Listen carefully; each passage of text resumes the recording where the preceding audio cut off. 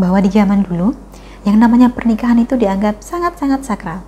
Dan karena sakral, maka ada sejumlah pantangan yang tidak boleh dilanggar oleh kedua calon mempelai.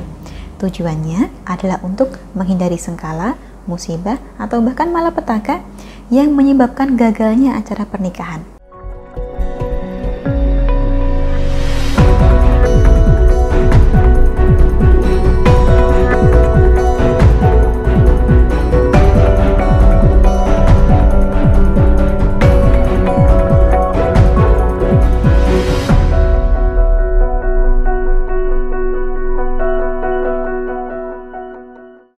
Salam Rahayu, dengan Dewi Sundari di sini. Apa kabar Anda hari ini? Saya doakan semoga selalu sehat dan selalu diberikan kemudahan serta kelancaran dimanapun Anda berada. Jika sebelumnya kita sudah membahas seputar pantangan bagi orang yang berjualan, maka kali ini giliran kita membahas seputar pantangan bagi calon pengantin, baik laki-laki maupun perempuan. Anda pastinya paham bahwa di zaman dulu, yang namanya pernikahan itu dianggap sangat-sangat sakral. Dan karena sakral, maka ada sejumlah pantangan yang tidak boleh dilanggar oleh kedua calon mempelai. Tujuannya adalah untuk menghindari sengkala, musibah, atau bahkan malapetaka yang menyebabkan gagalnya acara pernikahan. Karena tentu saja kita mengharapkan acara berjalan lancar tanpa kendala suatu apa. Namun bagaimanapun, di sisi lain perlu kita akui juga bahwa zaman telah berubah. Dari semua pantangan-pantangan yang akan saya sebutkan ini, tidak semuanya masih bisa dijalankan. Alasan utamanya adalah karena kesibukan dan mobilitas kita yang sudah jauh berbeda di masa sekarang. Sebab pantangan untuk pengantin ini berlaku selama 3 pasaran alias 15 hari sebelum hari H pernikahan.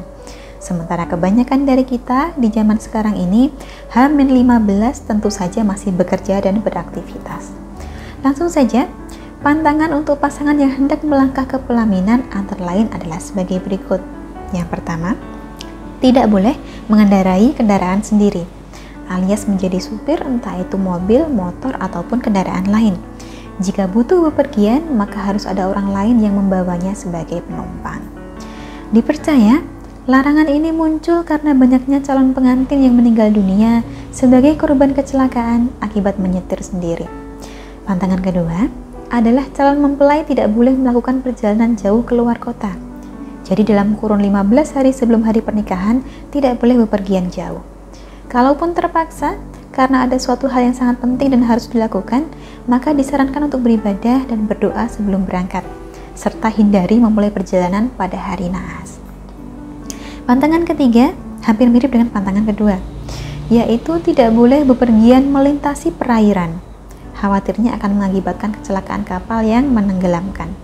Orang tua zaman dulu bilang, aura negatif yang timbul dari dasar laut bisa menyedot kita masuk. Maka sekiranya tidak begitu penting atau memaksa, maka sebaiknya hindarilah bepergian melewati sungai ataupun lautan. Tapi sekiranya terpaksa, maka berdoalah kepada Tuhan, pasrahkan kepadanya, dan hindari hari naas. Pantangan keempat adalah tidak boleh bertatap muka dengan calon pasangan. Durasinya sama, yaitu selama 15 hari atau 3 pasaran menjelang hari H pernikahan. Kalaupun harus bertemu, biasanya disarankan agar pihak perempuan mengenakan cadar. Leluhur zaman dulu mengatakan bahwa pantangan ini dimaksudkan agar aura wajah calon pengantin wanita tetap terjaga. Harapannya agar setelah berumah tangga, suaminya tidak cepat bosan.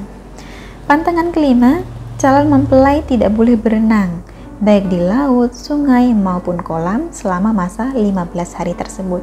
Alasannya sama, yaitu karena aura yang dibawa calon pengantin dapat mengundang energi negatif yang menggagalkan hajat seseorang. Pantangan keenam, calon mempelai juga dilarang mendaki gunung. Bahkan kalau zaman dulu, sampai dipingit di dalam rumah untuk menghindari terjadinya hal-hal yang tidak diinginkan. Selama di rumah, disarankan untuk berdoa, ibadah, dan bertirakat.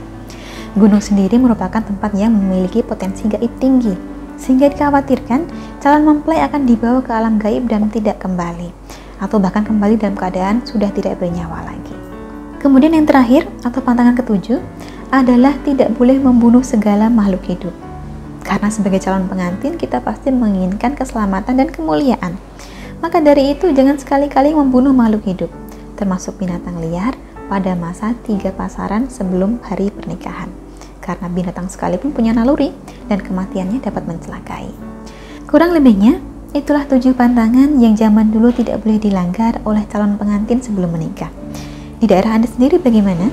Adakah pantangan atau larangan lain yang secara khusus diperuntukkan calon pengantin? Kalau ada, boleh ceritakan di kolom komentar. Dari saya cukup sekian, terima kasih banyak telah menyaksikan. Sampai jumpa di kesempatan selanjutnya dan salam rahayu.